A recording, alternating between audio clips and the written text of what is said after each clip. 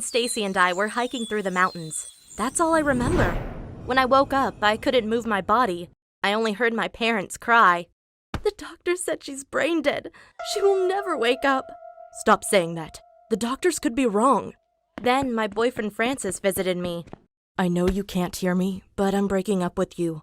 Tomorrow would have been our 3rd-year anniversary, but I can't give up my future for you. I'm sorry. It's over. Wow, I was in a coma for a week and my boyfriend already dumped me?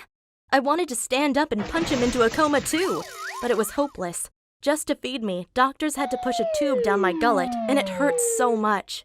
But then came the big shocker. Stacy finally visited me. Maybe she would tell me what happened during our hike. There you are, looking beautiful as always. She sounded so creepy I got goosebumps. The doctors say you were brain dead. That's too bad. All those years you had the perfect life. Beauty, good grades, a handsome boyfriend. But then you had an accident. Someone accidentally pushed you down a cliff. You hit your head against a rock and fell into a coma. Some call it tragic, but I think you got what you deserved.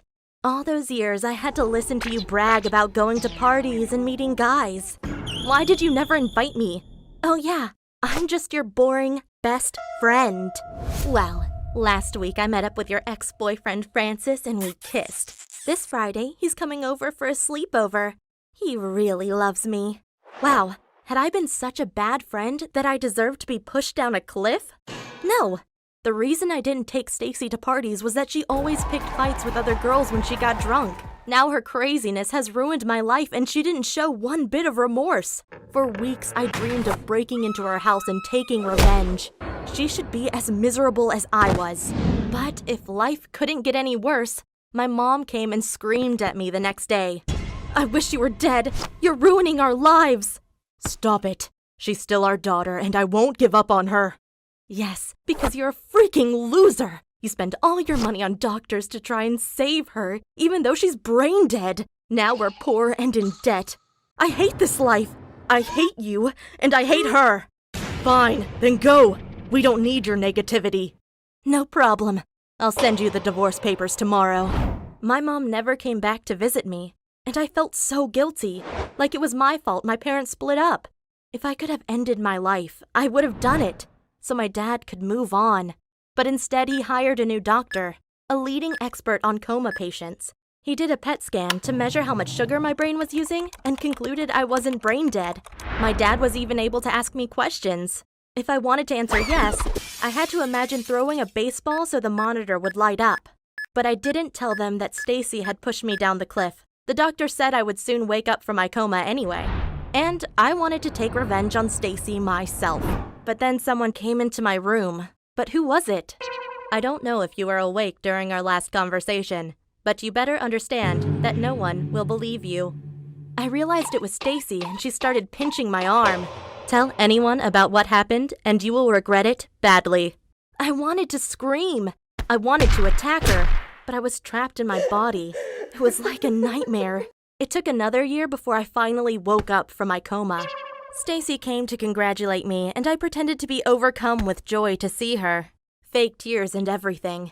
If I wanted to take revenge, I had to gain her trust first, and I think she bought the act. Meanwhile, my mom visited me too. Hey babe, how are you? What do you want? I want to see my daughter. You abandoned me and Dad in our darkest hour. I know I messed up, but can you give me another chance? No! I saw on Facebook that you have a new husband. Leave him first before you talk to me again. She did just that. It took 12 months for her to get a legal divorce, but when she showed me the papers as proof, I said, oops, never mind. I still don't want you back. I hope I've destroyed your life now like you destroyed Dad's. I haven't spoken to her since. And what happened to Stacy? Well, for months I had murderous revenge fantasies, but no way would I go to prison for her. Instead, I told her boyfriend Francis that Stacy pushed me down a cliff. He didn't quite believe it, but agreed to an experiment. We hid a microphone in his room and waited until Stacy came to make out with him. Then I accidentally sneezed and came out of the wardrobe. Whoops, this is so embarrassing. What are you doing here? Did you sleep with my boyfriend? Your boyfriend? The one you pushed me off a cliff to get? Because you couldn't do it on your own? I hoped so bad she would admit to her crime right then and there, but she was too smart and left without saying a word. I just hope she won't hurt